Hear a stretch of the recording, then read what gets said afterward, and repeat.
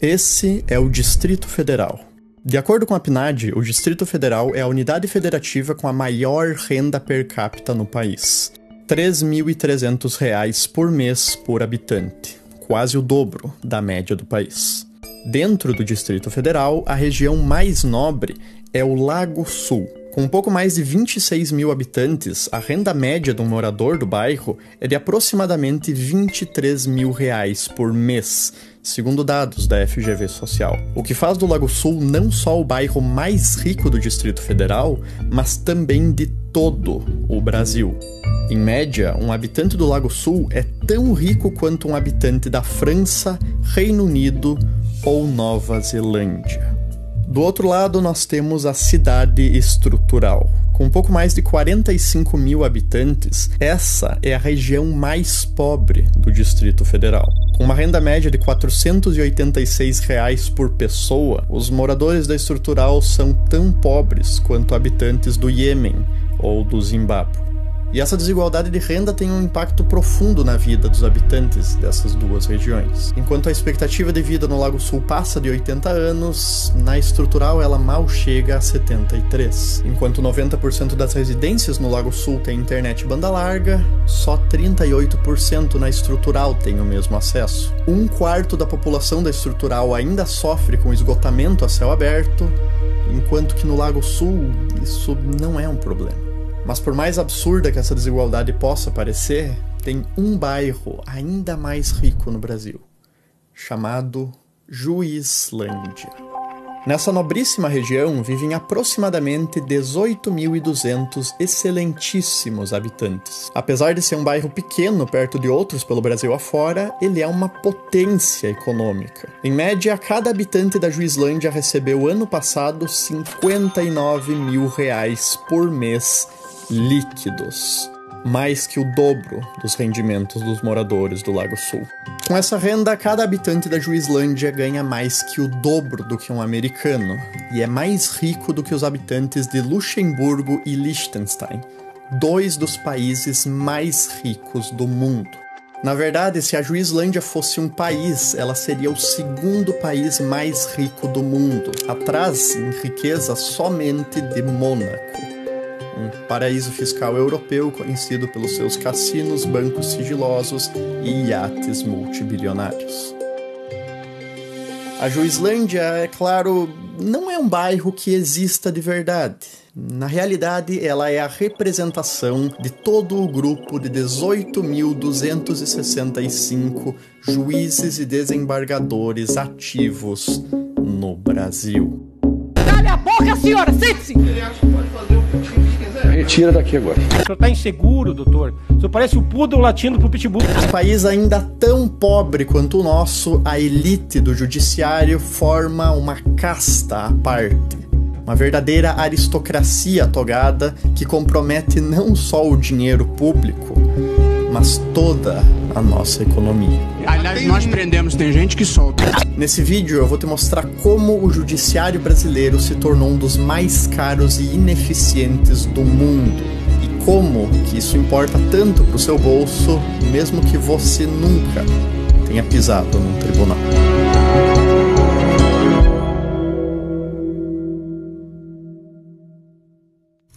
No dia 25 de fevereiro de 2024, o presidente do Supremo Tribunal Federal, Luiz Roberto Barroso, publicou uma coluna na Folha de São Paulo intitulada "Quanto vale o Judiciário?". A opinião do ministro é deixada bem clara já no subtítulo: inestimável. Justiça não se mede em dinheiro. O texto é uma reação do ministro contra a onda de insatisfação com o custo e os privilégios que o judiciário brasileiro acumula, que, sinceramente, você não precisa nem se esforçar muito para encontrar. Realmente, o termo servidor público começa a parar de fazer sentido a partir do momento em que, num país tão pobre e desigual quanto o nosso, o orçamento de comida para os nossos servidores inclua 1,1 milhão de reais em medalhões de lagosta e vinho. E o fato de que o STF literalmente custa mais por ano do que a família real britânica. O STF, entretanto, apesar de ser a instância mais alta do judiciário brasileiro, acredite ou não, a menor parte do problema orçamentário. Sim, a menor parte, já que os salários dos ministros tendem a respeitar o teto constitucional de R$ 46.366, o que já é um valor extremamente generoso em um país onde o trabalhador médio ganha menos de R$ 3.400 por mês. Barroso, Toffoli e Moraes, que recebem esses salários, são nomes que você provavelmente já ouviu. Agora, Glauco Antônio...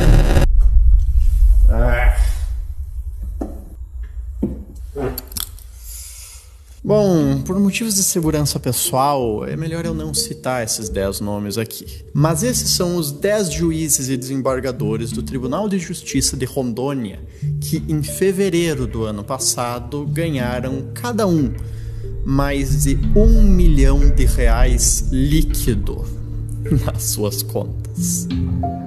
R$ 1 milhão, já descontado todos os impostos, num único mês. Esse vídeo já é perigoso o suficiente para eu estar fazendo, então eu não vou citar os nomes aqui. Mas essa informação é pública e está disponível na matéria do Estadão, que eu vou estar linkando aqui embaixo, e também no site do Portal da Transparência do Tribunal de Justiça de Rondônia. Quando questionado pela imprensa, o tribunal alegou que os pagamentos efetuados, identificados pela rubrica Vantagens Eventuais, se referem ao adicional por tempo de serviço, indenização de férias e outros direitos que estavam acumulados, os quais foram devidamente autorizados pelo Conselho Nacional de Justiça. Essas vantagens eventuais e indenizações são a ferramenta através do qual um juiz ou desembargador que deveria ganhar pela lei no máximo R$ 46.300 conseguem ganhar mais de R$ 1 milhão. A grande sacada do judiciário brasileiro, não contente em conseguir comprar uma casa por ano com o seu salário, foi acumular esses penduricalhos. Como, por exemplo, auxílio moradia de R$ 4.300 por mês, mesmo para juízes que já têm casa própria, auxílio alimentação, auxílio saúde, auxílio creche, adicional por tempo de serviço, licença prêmio não gozada, indenização por férias não gozadas, gratificação por acúmulo de função, ajuda de custo para mudança e gratificação por convocação ao tribunal. Eu perdi até o fôlego aqui. E sabe a melhor parte? Como esses auxílios, vantagens e verbas indenizatórias são considerados como benefícios e não como parte real do salário, a maioria deles não paga 1 centavo de imposto. O resultado disso é o atentado contra o bom senso que essa pirâmide representa. 63.816 juízes e desembargadores recebendo mais de R$ 100 mil por mês.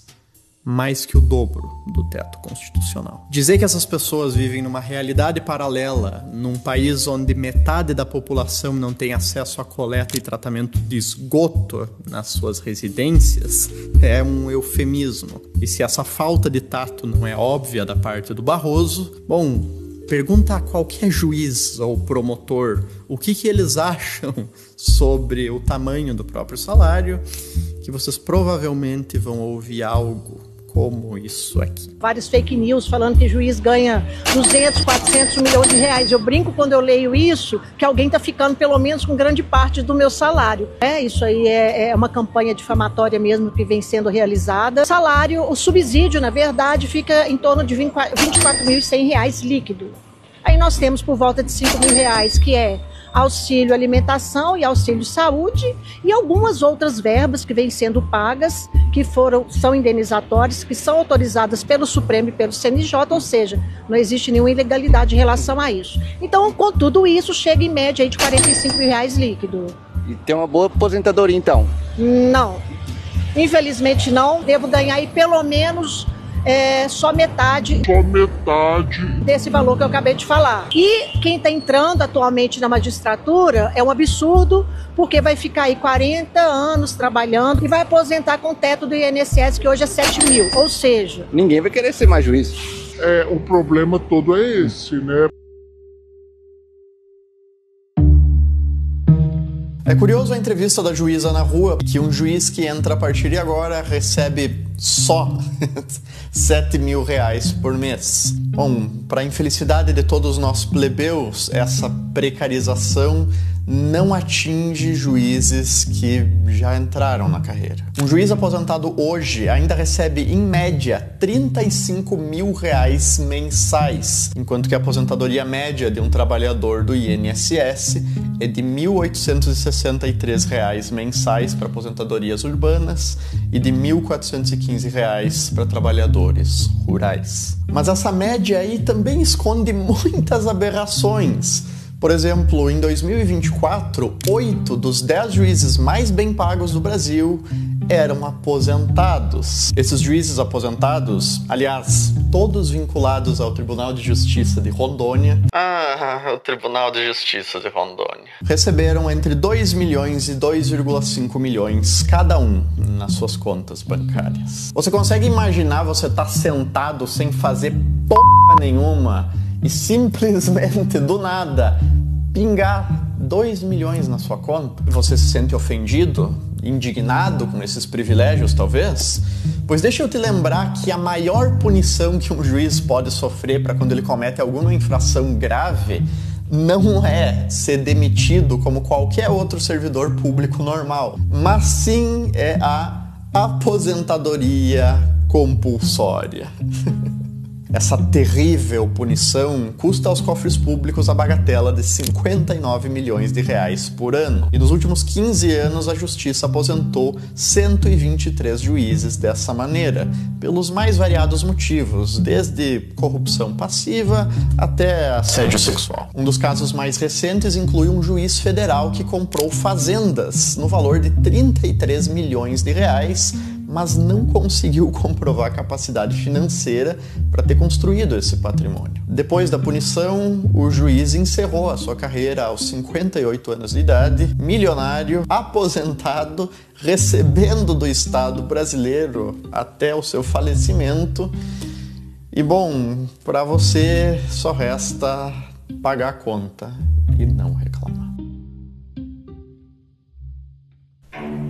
O Brasil gastou cerca de 133 bilhões de reais com o sistema judiciário só em 2024. Para colocar isso em perspectiva, isso é mais de 60% do orçamento federal para a saúde, 20% a mais do que todo o gasto federal com educação e é mais do que o PIB de 6 dos 7 estados do Norte e 6 dos 9 estados do Nordeste. De fato, o gasto do judiciário é tão grande que ele supera o PIB do Acre, Amapá, Roraima e Tocantins juntos. A comparação internacional é ainda pior.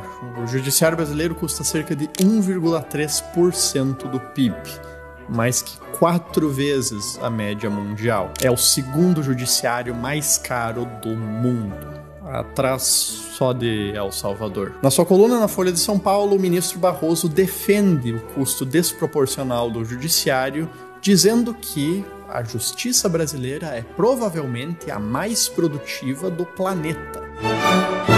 Na realidade, o Brasil gasta 10 vezes mais com o judiciário do que os americanos e 4 vezes mais que os alemães. Por que o Ricardo entrou embaixo da mesa ali, doutor? E mesmo assim, a gente tem 3 vezes menos juízes per capita do que a Alemanha e os nossos julgamentos demoram de 3 a 10 vezes mais tempo para sair do que lá. Os nossos magistrados estão entre os mais bem pagos do mundo e a nossa justiça entre uma das mais lentas do mundo. O tempo médio para a resolução de um processo pendente no Brasil é de 4 anos e 3 meses na Justiça Federal, 4 anos e 5 meses na Justiça Estadual e, no caso das execuções fiscais, o tempo médio chega a 7 anos e 9 meses. Para comparação, o tempo médio para a resolução de um processo na França, que tem um dos sistemas de justiça mais lentos da União Europeia, é de 1 ano e 8 meses. Na Coreia do Sul é de apenas 5 meses. E toda essa demora, muitas vezes aliada com interpretações bastante criativas das nossas leis por juízes Brasil afora, acaba gerando um custo ainda mais alto para a sociedade, aumentando a imprevisibilidade das decisões e gerando aquilo que nós economistas chamamos de insegurança jurídica. Um estudo da FEComércio de São Paulo estimou que o custo direto da insegurança jurídica no Brasil para as empresas ultrapassa 9 bilhões de reais, em razão das leis ambíguas e decisões judiciais que frequentemente divergem da legislação vigente. Para o ministro Barroso, essas queixas são infundadas. E há, abre aspas, uma certa lenda de que haveria insegurança jurídica no Brasil. Enquanto isso, o STF, como colegiado, determinou que pode cobrar retroativamente impostos, caso ele mude a sua interpretação de decisões tributárias já julgadas e nas quais não cabe mais recurso. E o ministro Toffoli, em decisão monocrática, suspendeu uma multa de mais de 10 bilhões de dólares da JF, empresa dos irmãos Wesley e Joesley Batista, da qual a sua esposa, Roberta Rangel, é advogada. O custo de oportunidade do orçamento faraônico do judiciário também é algo extraordinário. Se a gente cortasse metade do orçamento deles, ou 66,5 bilhões de reais, a gente ainda assim teria o segundo judiciário mais caro do planeta, mas com o dinheiro que sobrou, daria para construir aproximadamente 6.650 escolas de ensino fundamental e médio de tempo integral, garantindo a cobertura de mais de 1,15 milhões de alunos. Equipar cerca de 1.100 hospitais de médio porte para operações de média e alta complexidade e asfaltar mais de 40 mil quilômetros de rodovias. Só que esses gastos, por serem focados na base e em investimentos em infraestrutura, beneficiariam justamente as pessoas mais carentes da sociedade brasileira, já que os super salários do judiciário fazem exatamente o contrário. Se a classe de funcionários públicos como um todo já contribui para piorar a desigualdade brasileira, no mesmo nível em que o Bolsa Família melhora ela, o estrago que um juiz em início de carreira, que já sai ganhando mais do que 99% da população brasileira, faz na concentração de renda nesse país, é provavelmente só tão grande quanto o ego característico de alguns membros da mesma classe. Sim, quem é a empresa? Senhor Leandro, eu chamei sua atenção, o senhor tem que responder assim: o que a senhora deseja, excelência? Responda, por favor. Oi, eu não entendi. Desculpa. Eu chamei sua atenção. O senhor tem que responder assim: o que a senhora deseja, excelência?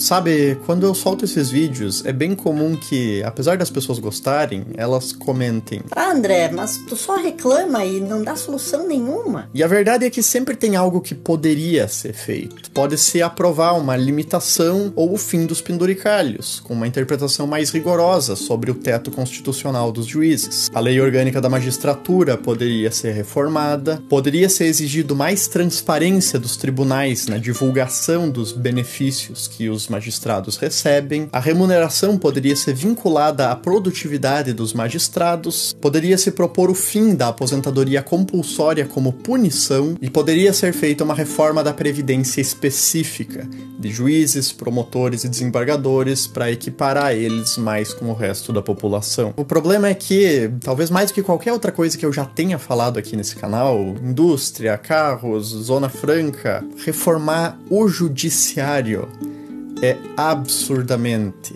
mais difícil. Vamos pegar a aposentadoria compulsória como exemplo. A PEC número 3 de 2024 propõe a extinção da aposentadoria compulsória como punição para juízes, promotores e militares. Perfeito! Mas a proposta já está há mais de 1 ano em tramitação no Senado e sequer saiu da Comissão de Constituição e Justiça. E se a gente for se basear no histórico do Legislativo, bom, uma proposta praticamente idêntica a essa, a PEC 53 de 2011, que extinguia a aposentadoria compulsória para juízes e promotores, levou 2 anos para ser aprovada no Senado. Depois disso, ela foi enviada para a Câmara dos Deputados, apensada em outra PEC, e ficou 12 anos sendo tirada de pauta, colocada em pauta de novo, arquivada, desarquivada, na CCJ e sequer foi votada. Você tá brabo? Puto, quem sabe? Sabia que mesmo a esse ponto do vídeo ainda dá pra ficar pior? No dia 2 de dezembro de 2024, o governo encaminhou a PEC número 45, que cortava gastos e restringia um pouco aqueles penduricalhos que resultam nesses salários de 100, 200, 1 milhão acima do teto. Sabe o que os excelentíssimos membros do Judiciário fizeram? No dia 4 de dezembro de 2024, os juízes, presidentes de tribunais federais e as dezenas de associações em defesa deles se posicionaram terminantemente contra a PEC e ameaçaram, caso ela fosse aprovada, uma aposentadoria em massa de 40% dos juízes no país inteiro, ameaçando uma bomba previdenciária, uma bomba fiscal, porque se os bonitos se aposentassem, a gente que ia ter que estar bancando o salário quase integral de aposentadoria deles, mais os juízes que iam ter que ser contratados para substituir eles, e uma paralisação do sistema jurídico do país, que não ia funcionar com 40% dos juízes a menos. Não que ele funcione muito bem agora, não é mesmo? E sabe o que aconteceu? No dia 20 de dezembro, 16 dias depois, o Congresso cedeu e esse trecho da proposta caiu.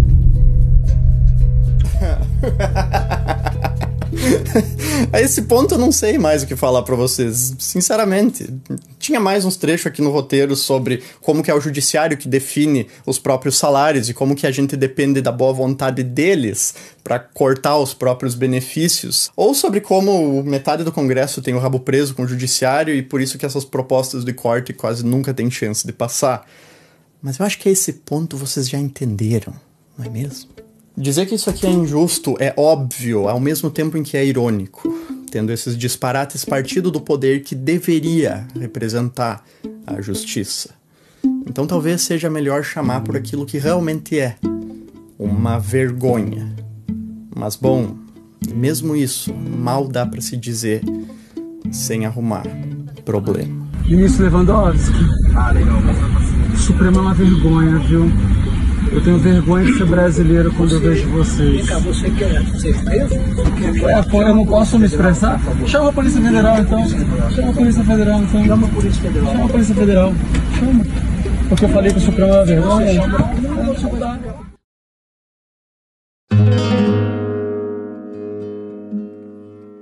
Voltando à coluna do Barroso uma última vez, talvez o valor da justiça seja realmente inestimável.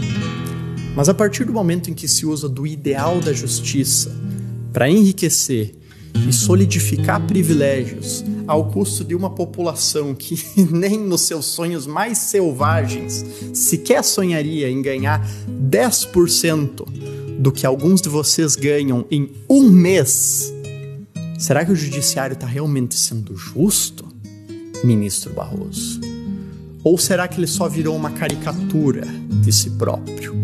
Mais uma máquina de produzir desigualdades, pervertendo a própria lei que deveria defender, com interpretações criativas para acumular vantagens eventuais. E se esse vídeo chegar em algum juiz, o senhor ou a senhora podem ficar à vontade para ficar com raiva e me esculachar. Mas tenta sair da sua bolha de hiperprivilegiados só por 1 minuto e se perguntar: será que 30 mil reais não é o suficiente? 46 mil reais não é o suficiente? Eu sei que o primo do tio da tua mulher trabalha num escritório de advocacia internacional e tira 200 mil reais por mês. Ou que o teu cunhado tem a fazenda de 15 mil hectares no Mato Grosso do Sul e que perto deles tu realmente não ganha muito dinheiro. Mas tem 99% da sociedade brasileira que ganha menos que tu. Metade deles ia levar 3 anos poupando tudo o que ganha para acumular o que você ganha em um mês.